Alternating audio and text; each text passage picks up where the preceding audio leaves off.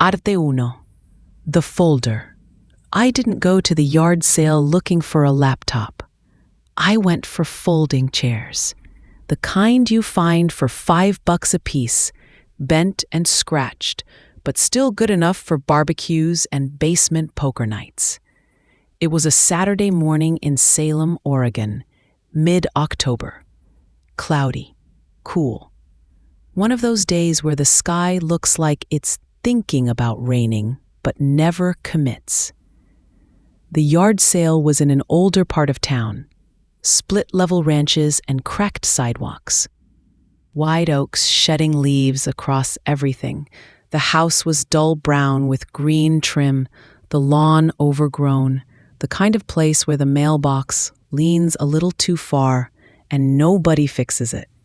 A hand-painted sign on cardboard read, "Estate sale, cash only." The owner, or whoever was running it, was nowhere in sight. Just a table of mismatched mugs, a pile of worn paperbacks, VHS tapes, and a few bins of electronics. That's where I saw it. A silver laptop. No stickers, no charger. Just sitting on a stack of yellowed cookbooks like it had been forgotten. I picked it up. Light, cold. The kind of weight that makes you think old tech. But it looked clean. Screen uncracked, keyboard intact. One USB port, one HDMI, one old charging input I hadn't seen since college. Tape to the lid, $10, works fine. At that price, I didn't care if it turned on. I'd been thinking about buying something just for writing. No distractions. Maybe this could be it. A woman finally came out of the house when I held it up. Mid-60s, gray hair in a loose bun, dressed in layers like she couldn't decide what season it was. "You want that?" she asked. "Yeah, you sure it works?" She shrugged. "Plugged in last time, belonged to my brother." I nodded, handed her a 10, and she didn't count it, just slipped it into a jar and went back inside. Didn't say goodbye, didn't ask my name. Back home, I charged it using an old cable I had in a drawer. It powered up immediately. A dull, low hum. Booted into Windows 7. Outdated, sure, but not unusable. No password, no encryption. Just a login screen that said, "Welcome, Elliot." That was strange. My name is Elliot. I didn't register it at first. It was common enough, but still. I clicked in. No lag. Desktop background was just a gray field. No icons, no toolbar. Just one folder in the top left corner, labeled "Do Not Open, Elliot." Not Elliot's folder, not "Do Not Open" alone. "Do Not Open, Elliot." Like a message, or an instruction, or a trap. I didn't open it, not immediately. I clicked around the rest of the system. No programs besides the basics. No browser. No installed apps. No music, photos, or videos in any of the default libraries. The recycle bin was empty. The clock was set correctly. The date said October 13th, 2023. Yesterday. But this laptop had been sitting out at a yard sale that morning. I checked the folder's properties. Size, 4.77 gigabytes. Created October 12th, 2023, 3:41 a.m. Modified? Never. No owner info. No metadata. No description. I right-clicked. No delete option. No rename. I tried to drag it to the bin. Nothing happened. I clicked inside. One file. Videolog001.wmv. Size 1.02 gigabytes. I hovered over it. No preview. No thumbnail. Just a gray square. I didn't open it. Instead, I ran a malware scan. Nothing came up. I disconnected the Wi-Fi, then opened the file. The screen stayed black for 10 seconds. Then static. Then an image. A hallway, dim, narrow, carpeted. The camera was low. like it had been set on a floor or desk, facing down the hall. No movement. Then, after 15 seconds, a figure entered the frame. Male, mid-30s, wearing a hoodie, head down. He walked slowly, then turned into a room at the end of the hall.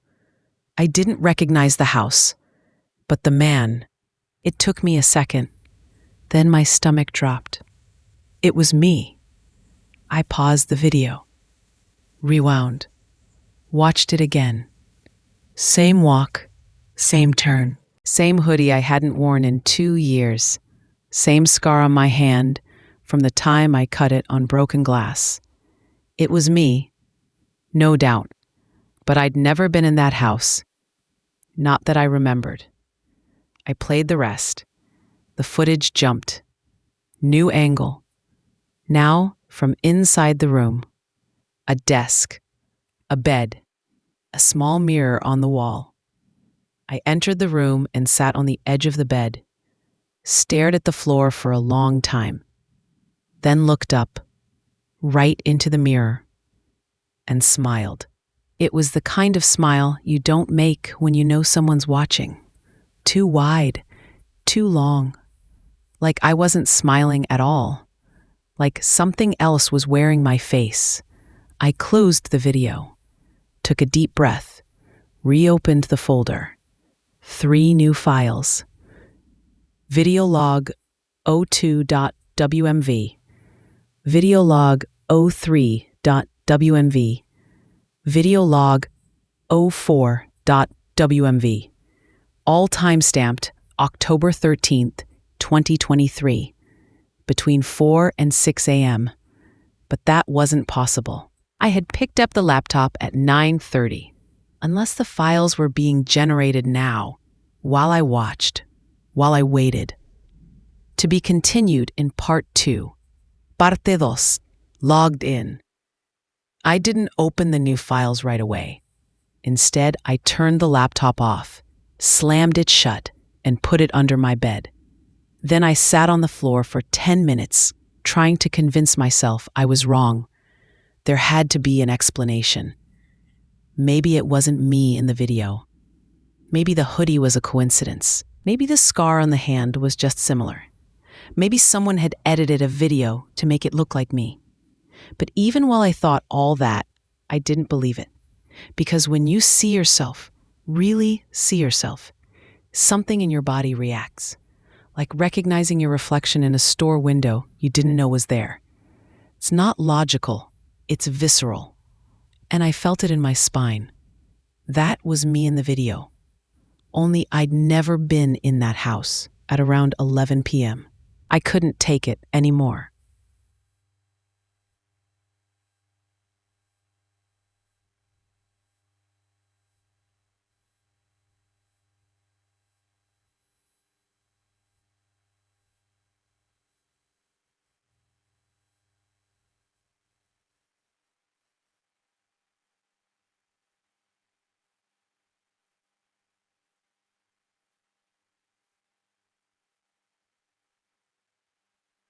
I moved like I was writing something furiously, but my hands hit only air.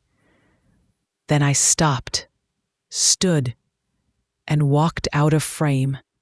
Nothing for 15 seconds. Then the camera moved, tilted upwards slightly, then to the left, like someone had picked it up. Then a voice, muffled, close. Could have been mine. Could have been someone imitating it. Hard to tell.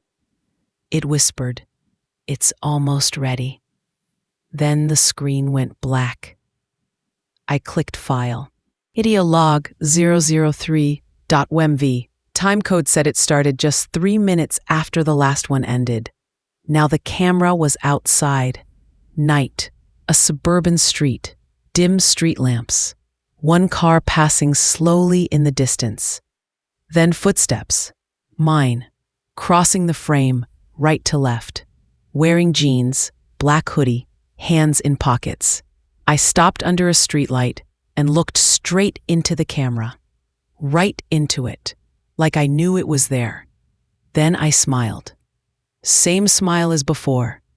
Too long, too wide. Then I raised my hand and pointed. At the camera. At me. At now. The screen glitched, froze, then resumed. I was gone. My skin was ice. I closed the video. Clicked the last file. Video log 004 WMV. It was darker. Night vision camera this time. The greenish tint showed a room I recognized immediately.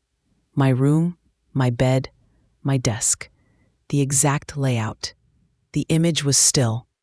Then, after 10 seconds, movement. A shape stepped into frame. Me, but not me. Close. Wearing the hoodie I had in my closet, wearing my jeans, but barefoot. Face slightly off, like watching your reflection move a second out of sync. He walked to the bed, knelt, and looked under it. Right at the camera. Right at this camera. Then, he smiled. The file ended. I slammed the lid shut, unplugged the laptop, took it out to my backyard and buried it. 2 feet deep, under wet dirt and dead leaves. No ceremony, no anger. Just instinct. Like burying something contagious. I didn't sleep that night. I didn't even sit down. I kept every light on, sat in the kitchen with a baseball bat in my hands, and stared at the back door, waiting. But nothing happened. Until the morning. When I checked my email, there was one new message. No sender, no subject. Just a single line. Dash, you shouldn't have deleted the camera feed. Attached, a screenshot. Me, last night, sitting in the kitchen, holding the bat. Taken from above. Like from a ceiling corner. Like from inside the room. To be continued in part 3. Part 3, recovery point. I didn't open the attachment again. Didn't download it. Didn't forward it. I just stared at the email for what felt like an hour. Then I deleted it, emptied the trash folder, disconnected the Wi-Fi, turned off the computer, unplugged the router, did all the things you do when you think you're cutting off the connection. But that wasn't the problem. The problem wasn't the internet. It was the camera, the one I didn't have. The photo in the email had been taken from a position that didn't exist in my kitchen. There was no corner up there to mount a camera. No shelf, no device, just empty wall. I pulled a ladder from the garage and climbed up to check anyway. Nothing. No lens. No hidden holes. No cables. I tapped the drywall. Hollow. I pressed harder. A crack formed under my palm. Just surface, not structural. But it was fresh. Too fresh. Like something had just been sealed there. Like a space had been closed up behind it. I called the number on the back of the laptop. It was faint, almost invisible, like it had been scratched in with something dull. D0112046. I didn't know what it meant, but when I Googled it, I got one result. A thread on an old tech forum from 2016, title, Folder named after me? No one else has this issue? The original post was short. Just bought a used laptop off Craigslist in Michigan. Cleaned it up. Only one folder on it. Do not open Matt. That's my name. I thought it was a prank. Until I opened the file. I saw myself, sweeping, then awake. Then the files kept updating. Now my phone won't stay on. And I hear someone breathing in the closet. What is this? No replies. No account history. Just that one post. And the user's account? Deleted. I didn't know what else to do. I drove back to the yard sale house, the dull brown one with green trim. But it was different now. The lawn had been mowed. The sign was gone. And the front door? Boarded up, windows dark. I knocked anyway. No answer. Walked around back. No one there. But the air smelled like paint and wet wood. Recent work. As if someone had scrubbed the house of every sign it had ever held a sale. I tried the number on the mailbox. Looked up the property records. Last owner? Deceased. Name? ELLIOT James Rowan. Died October 10th, 2023. 3 days before I bought the laptop. I drove straight to my friend Jordan's place. He's a programmer. Tinkers with weird machines for fun. I knew if anyone could crack that folder open or trace where the files were coming from, it was him. He didn't ask questions. I didn't offer details. I just handed him the spare laptop I'd made a copy of the folder onto before burying the original. He plugged it in, booted into safe mode, opened the folder. All the video files were still there, now labeled videolog001.wmv, videolog015.wmv, 15 total. Where did you get these? He asked. Don't ask. He nodded. Clicked on the most recent. The video was black for a few seconds, then a single image. Jordan's living room. Us. Right now. From the ceiling corner. We both stood up at once. Jordan yanked the power cord. I didn't install a webcam, he muttered. We opened the laptop again. There was a new file. Videolog016.wmv. Timestamped 1 minute ago. He didn't play it. Just deleted the entire folder. Then scanned the drive. No trace. No registry entries. No way, he said. Gone? Gone. Then we heard it from inside his office. A quiet, low hum, like a computer powering on. But everything was off. He walked in first. I followed. On his desk, a different computer, one he hadn't used in years, was booting up by itself. The screen flickered, then showed one message. We remember you now too. To be continued in Part 4. Parte 4. File cannot be deleted. We left Jordan's place within the hour. No goodbye. No explanation. Just shut the door behind us and drove. It was almost midnight. We didn't talk much. I think he was afraid that saying anything would make it more real. Or maybe saying it out loud would give it more power. All I knew was that he had seen it now too. Whatever this was, it wasn't just following me. It was spreading. Back at my apartment, I checked the laptop I'd buried, dug it up, wiped the dirt off, brought it into the kitchen and set it on the table like it was something alive. When I opened it, it powered on instantly. No delay. The folder was still there, now renamed, You Opened It. Inside, no video files. Just a single file now. readme.txt. I clicked it. It opened in Notepad. Text was simple. The more you look, the more it finds you.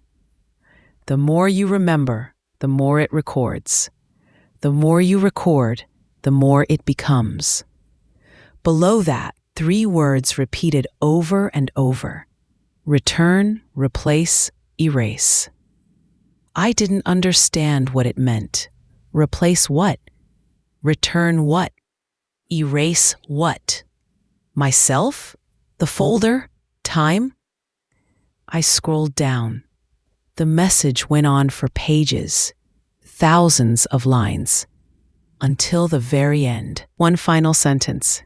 You were never supposed to see past file 006. That's when the lights in my apartment flickered, and my laptop, the other one, the safe one, turned on by itself. I hadn't even touched it. The screen flashed once, then displayed a live feed, my hallway, from the inside. Then a shape walked past the camera, paused, looked straight at the lens. It was me. Again, but older, eyes too deep. Smiling, he walked up to my door, raised his hand, knocked 3 times.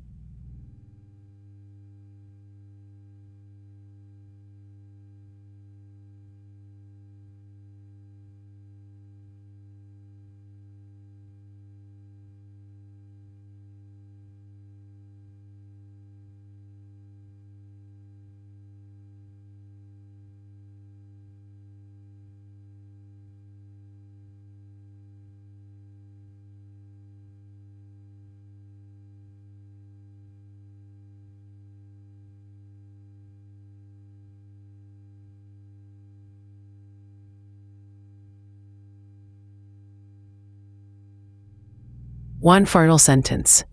You were never supposed to see pass file 006.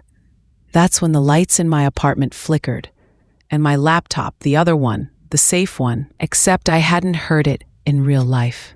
Not yet. I froze, listened, then 3 knocks. Exactly like in the feed. Exactly the same rhythm. I didn't move, didn't speak. Then the knocks came again.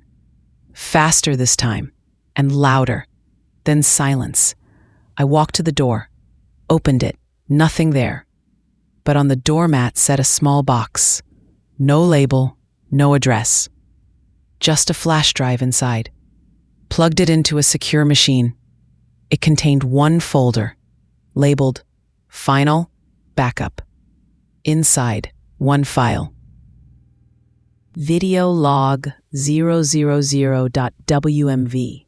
not 0170. I clicked it. Black screen. Then a timestamp. February 17th, 1998, A:34:01 a.m. Long before I ever owned a computer. Long before I was old enough to even use one. The image loaded slowly. Old footage. Grainy. Warped. A child's bedroom, toys on the floor, crayons on a table, and on the bed, a boy, asleep. Could have been any boy, until the camera zoomed in on the face, and I recognized it. It was me, 8 years old, asleep in a room I barely remembered. Then something crawled out from under the bed. To be continued in part 5, parte 5. The file with no origin. I wanted to shut it off, the screen, the file, my brain, but I couldn't. Because what crawled out from under that bed wasn't human. Not exactly. It was the right size, human-shaped, long limbs, paler than paper, but its movements were wrong, too smooth, too fluid, like gravity didn't apply.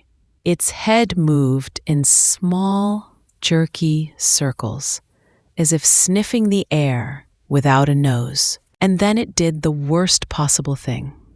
It looked at the camera, not just turned its head, looked, knew.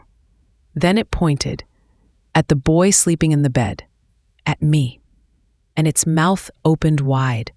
No sound came out, but the screen glitched, static, crawling across the footage like it was alive.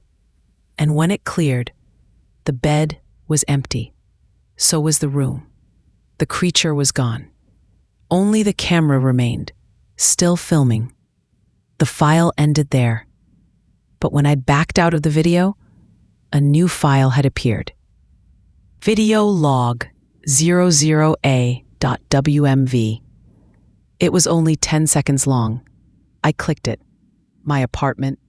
Same camera angle from the night before. Only this time, I was standing in the kitchen, staring at the wall, back turned to the camera. But I hadn't left my chair. I was watching the screen. I double-checked. Still sitting, still breathing hard. But on the screen, other me tilted his head and started scratching at the drywall. Exactly where I'd seen the crack. I grabbed a box cutter, stood on the chair, cut a square out of the wall. Plaster fell. Behind it, space. A void maybe 14 inches deep. And inside, a lens, embedded in the wood, pointed directly at my kitchen table. Connected to nothing. Not wired. Not even battery powered. Just there. Watching. I pulled it out, dropped it on the tile. It didn't break. I smashed it with a hammer. Still nothing. I wrapped it in aluminum foil, shoved it in a thermos, and duct taped it shut. That made me feel marginally better for about 10 minutes until the next file appeared. Video log 19.mvmy. This one wasn't from inside the apartment. It was from somewhere else. A room with no windows, gray walls, bright fluorescent light. In the center, a chair. And strapped to it, me. Eyes open, mouth open, not screaming, just silent, like someone had taken the sound out of me.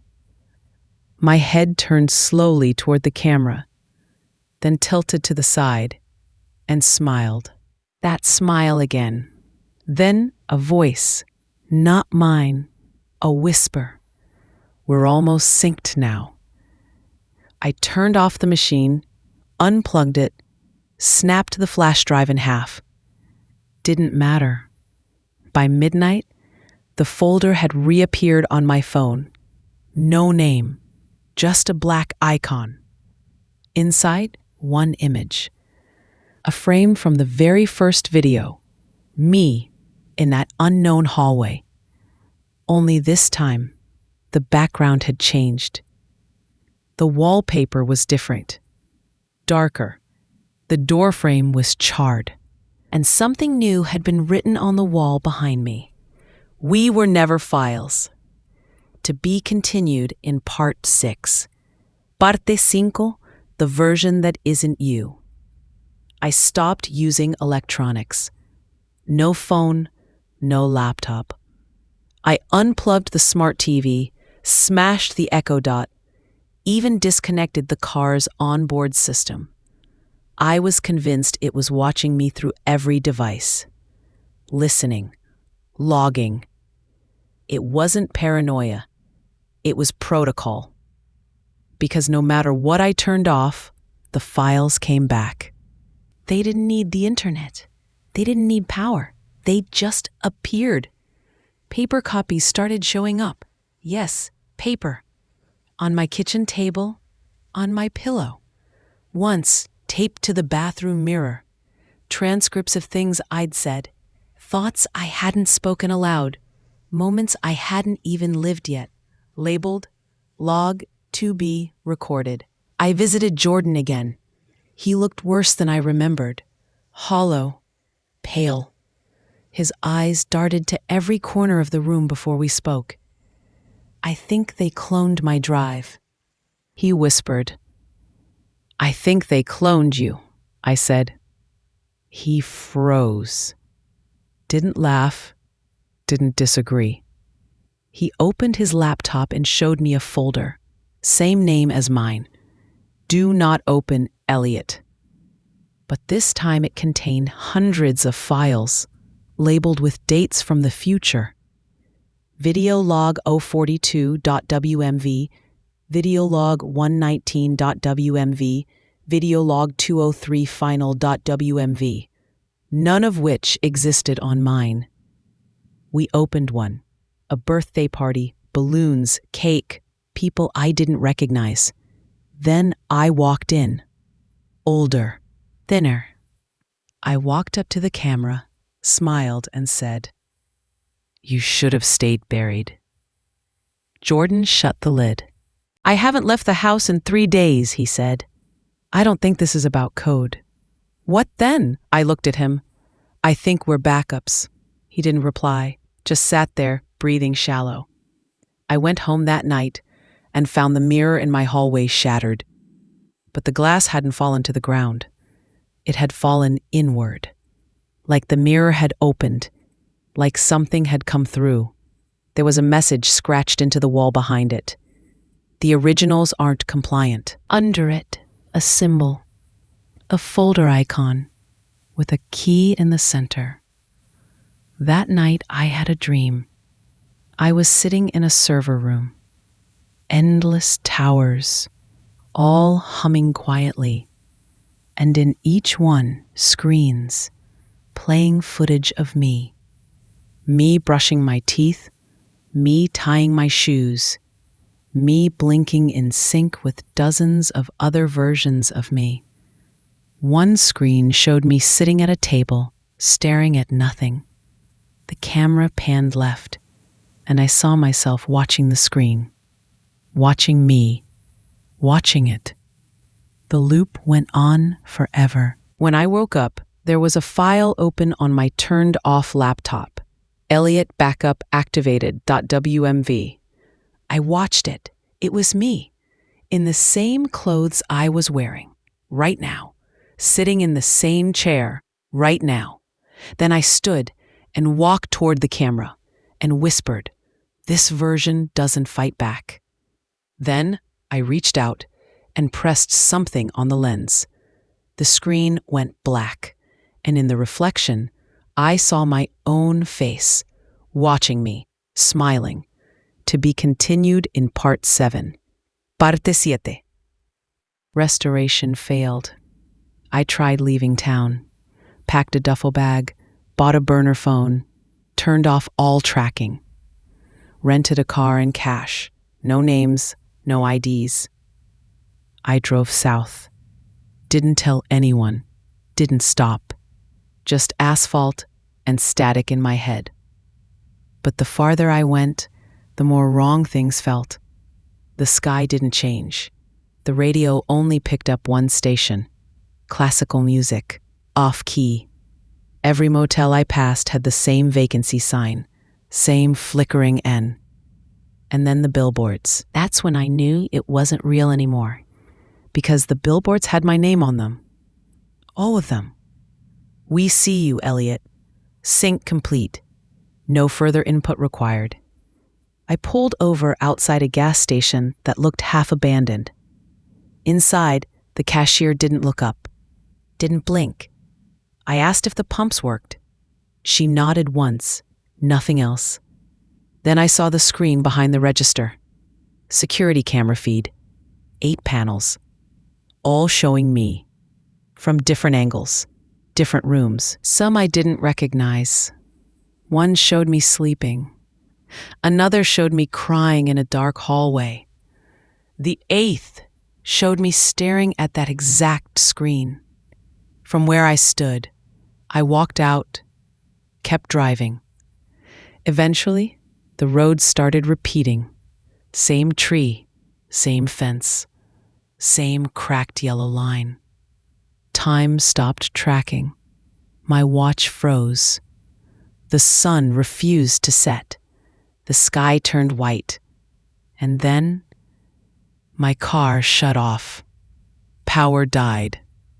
No brakes. No engine. I coasted to a stop on a flat stretch of road that ended in nothing. Just static, like the world had a corrupted texture. And standing there at the edge was another me. Older, dirtier, more tired. But I knew. This was the version that made it, the one who kept going. He looked at me and said, "You're not the first, ELLIOT." Then handed me something, a flash drive. Same model, same brand, no markings. He said, "Don't plug it in, burn it. If you don't, you'll become the one recording." I asked him what happens if I do burn it. He said nothing, just smiled and started walking back into the white. His shape blurred, then pixelated, then vanished. I stood there for a long time, then got back in the car. Somehow it turned on. I drove back, but the roads were different now. Time felt slower, like I was buffering. At home, everything was normal, mostly. except the mirrors. They now showed two of me, one slightly delayed, always smiling, and my phone had a new file. Video log 001, backup complete. WMV. Length 1 second. Content still frame. Me opening the folder. Again. To be continued in part 8. Parte 8. System replaced. I burned the flash drive, wrapped it in aluminum foil, doused it in lighter fluid, lit it in the kitchen sink. It hissed, popped, and cracked open like an egg. Not plastic, not silicone. It bled. A thin black ooze leaked out of the casing and ran in a perfect line around the drain. The fire didn't spread. It simply extinguished, all at once, like it had never been lit. I checked my phone, no change. The file was still there. Video log 001 backup complete.wmv. I deleted it. It came back. I factory reset the phone. Still there. I bought a new phone. Still there. That night, I heard my voice through the walls. Not whispering, conversational. Like someone having a phone call from inside my closet. Sometimes it laughed. Sometimes it repeated words I hadn't said yet. Once, it recited my thoughts back to me before I could finish them. The mirror showed its face, slightly misaligned with mine, always smiling a half second too early. I moved out. New apartment. No tech, cash-only rental, no internet, no utilities in my name. But the folder came with me, not on a device, in my life, on my ceiling, scratched into paint above my bed. Do not open, ELLIOT. Then the dreams began, not of me, of others, hundreds of them, sitting at desks, watching folders, all with names like mine. Do not open, Lisa. Do not open, Kazuo. Do not open, Fatima. Each with their own files, each becoming the same person, each smiling that same smile.